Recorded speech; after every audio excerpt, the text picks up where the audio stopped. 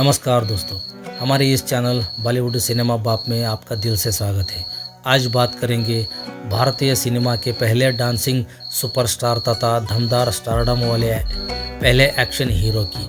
आज तक बॉलीवुड में जो डांस की परंपरा बरकरार है वह इन्होंने ही शुरू की थी और एक्शन फिल्मों में मुक्केबाजी भी इन्हीं के देन है। चलिए दोस्तों, आगे बढ़ते हैं।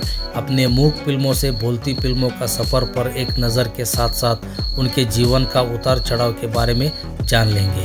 बॉलीवुड का भगवान यानी कि भगवान दादा। भगवान दादा का जन्म 1 अगस्त 1913 में महाराष्ट्र के अमरावती में हुआ था। उनका असली नाम भगवान अबाजी पालव था। उन्होंने 1924 में हीराबा नाम की एक स्थानीय गांव की लड़की से शादी की। उनके बच्चे 2 बेटे और 2 बेटियां हैं। सबसे बड़े बेटे का नाम अरुण भगवान पालव है। दूसरे बेटे का नाम मनोज भगवान पालव है। बेटियों के नाम मंगला पालव और किरण पालव है। उनके पिताजी टेक्सटाइल मिल में काम करते थे। काम के सिलसिले में उनके पिता मुंबई आ गए, जहां वो दादर और परेल में रहते थे। भगवान दादा का बचपन भी इन्हीं इलाकों में भी था और इसी दौरान फिल्मों में उनकी दिलचस्पी बढ़ती गई। परिवार की आर्थिक स्थिति खराब होने की वजह से भगवान दादा को 4वीं क्लास में ही अपनी पढ़ाई छोड़नी पड़ी। इसके बाद परिवार की मदद करने के लिए वह भी कपड़े की मिल में मजदूरी करने लगे। उन्हें ये काम बिल्कुल पसंद नहीं था क्योंकि उनका मन तो फिल्मों में एक्टिंग करने का था। भगवान दादा को पहलवानी का भी बहुत शौक था। कुश्ती के प्रति उनके प्रेम के कारण उन्हें मूक फिल्म क्रिमिनल में एक भूमिका मिली। फिल्मों के प्रति उनके जुनून ने उन्हें स्टूडियो के चक्कर लगाने के लिए प्रेरित किया, जहां उन्हें भीड़ के एक हिस्से के रूप में काम मिला, जहां से वे एक जूनियर कलाकार बने।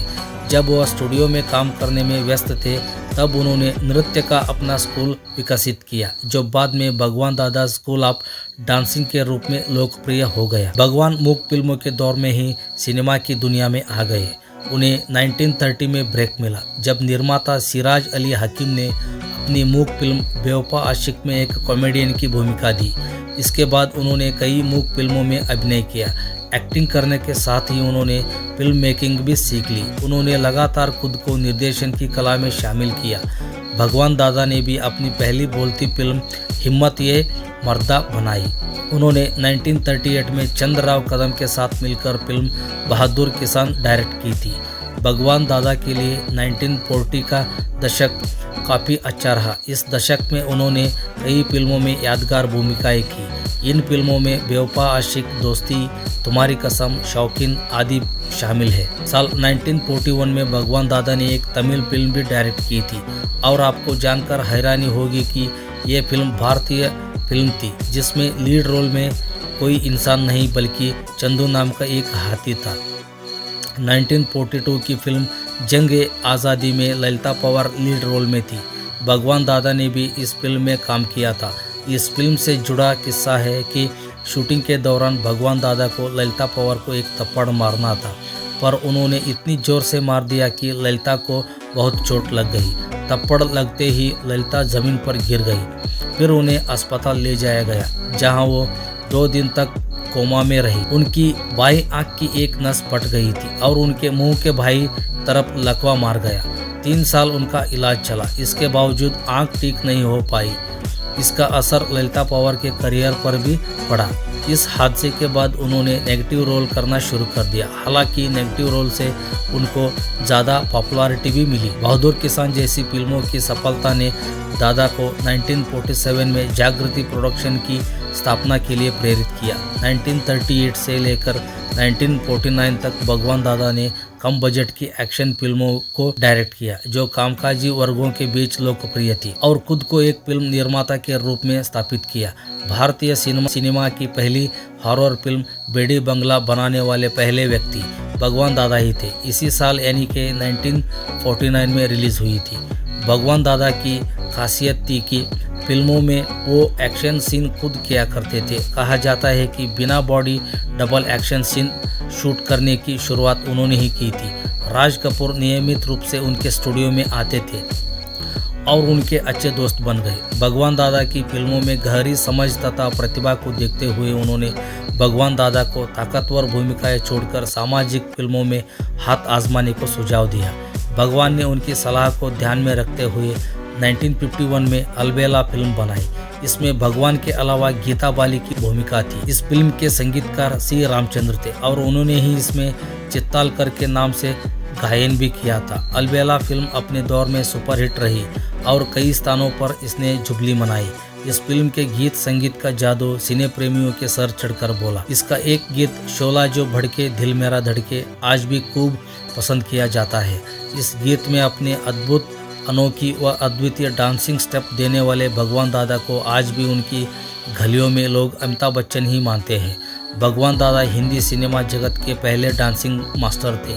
फिल्म ने एक उन्माद पैदा किया और रिलीज के समय दिलीप कुमार, देवानंद और राज कपूर की फिल्मों की तुलना में अधिक सफल रही। यह एक फिल्म अलबेला ने एक समय के मजदूर और पहलवान की किस्मत बदल दी थी। अब उसके पास जुहू में समुद्र के सामने एक विशाल बंगला था, एक बंगला जिसमें 25 विशाल कमरे थे। उनके पास कई तरह की कारें थी, जिनमें से 7 उनके निजी इस्तेमाल के लिए थी। वह सप्ताह के प्रत्येक दिन के लिए एक कार का उपयोग करते थे और किसी भी अन्य सितारे, पुरुष या महिला की तुलना में अधिक अमीर और अधिक लोकप्रिय थे। भगवान दादा को ला शब्द से बेहद लगाव रहा, इसलिए उन्होंने अपनी हर फिल्म में ला शब्द का इस्तेमाल ज़रूर किया। यहाँ तक कि फिल्म के गीत लिखते समय भी उन्होंने गीतकार से आग्रह किया कि वह इन बातों को ध्यान में रखे। शोला जो भड़के उसी आधार पर लिखी गई। अलबेला के बाद झमेला और लाबेला जैसी फिल्मों का निर्माण किया। अलबेला उस दौर की सुपरहिट फिल्म रही। इस फिल्म ने जुबली मनाई थी। इसी फार्मूले के साथ उन्होंने अपनी अगली फिल्म झमेला में जादू बिखेरने की कोशिश की, लेकिन इस बार फिल्म बुरी तरह फ्लॉप हो गई। इसके बाद उन्होंने एक और फ्लॉप फिल्म सहमे हुए सपने दी। भगवान दादा ने किशोर कुमार के साथ फिल्म हंसते रहना शुरू की, लेकिन बीच में ही कुमार ने फिल्म छोड़ दी और इस प्रोजेक्ट को बंद करना पड़ा और भगवान दादा खंडार में रह गए। बहुत कम लोगों ने इतने कम समय में इतनी सफलता और इतनी अधिक असफलता देखी थी। समुद्र के किनारे की हवेली को बेचा जाना था और इसलिए प्रसिद्ध आरके स्टूडियो के बगल में उनका जागृति स्टूडियो था। वास्तव में यह राज कपूर थे जिनके साथ उन्होंने चोरी चोरी में काम किया था, जिन्होंने उन्हें निर्माता और निर्देशक बनने के लिए प्रेरित किया। वह आदमी जो एक बहुत ही मददगार बॉस थे, जो मदद के लिए उसके पास आने वाले सभी लोगों की मदद करते थे। उन्हें अब खुद मदद की ज़रूरत थी। उनके दुख को बढ़ाने के लिए उनके अपने कुछ रिश्तेदारों ने उनके पास जो भी संपत्ति बची थी उसे धोखा दिया और वह अकेले रह गए, टूट गए, दिवालिया हो गए और परेल में एक चाल में रहने के लिए वापस आ गए, जहां वह एक मजदूर थे। उनकी कहानी बेरहमी से एक पूर्ण चक्र में आ गई थी। उसने वापस लड़ने की कोशिश नहीं की क्योंकि उन्होंने पहले ही आत्मसमर्पण कर दिया था। भगवान जो सूट में स्टूडियो में घूमते थे, अब किसी भी तरह के काम की तलाश में स्टूडियो से स्टूडियो जाते थे। कुछ लोग जो उनके गौरवशाली दिनों के बारे में जानते थे, उन्होंने उन्हें एक बीट रोल प्लेयर या भीड़ में एक नर्तक के रूप में काम करने की पेशकश की और दिन के काम के अंत में उन्हें कुछ $100 का भुगतान किया जाता था। उनकी आंखों में उदासी का एक कुआं था, लेकिन उन्होंने कभी भीख नहीं मांगी और ना ही उनसे भीख मांगी जिनकी उन्होंने मदद की थी, जैसे प्रसिद्ध गीतकार आनंद बख्शी जो सेना में एक सैनिक थे और गीत लिखना चाहते थे और उन्होंने बख्शी को अपनी फिल्म भला आदमी में पहला मौका दिया था फिल्मों के लिए अपना पहला गीत लिखने के लिए। फिल्म निर्माण में असफल होने के बाद उन्हें साधारण जीवन जीना पड़ा। उन्हें फिल्मों में कोई मुख्य भूमिका नहीं मिली। उन्होंने हर संभव भूमिका स्वीकार करना शुरू कर दिया था। जनक जनक, पायल बाजे और चोरी चोरी उनके संघर्ष काल की एकमात्र यादगार कृति है। अपने करियर में भगवान दादा ने जहां मेन लीड किए तो वही मुंशी, सचिव, एक्टर, कैदी, कुक, डांसर, यात्री, शराब बेचने वाला, ट्रेन मास्टर, कव्वाल, डकैत जैसे मामूली रोल भी करने पड़े।